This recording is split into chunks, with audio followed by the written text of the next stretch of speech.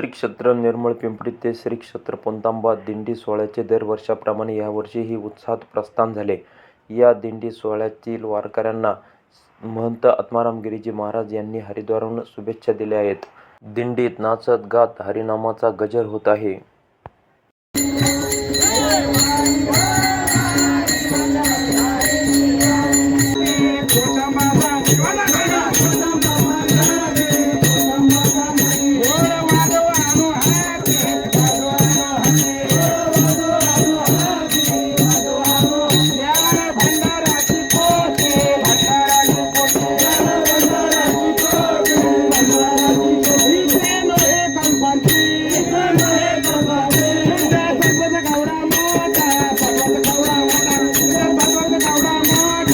Vamos,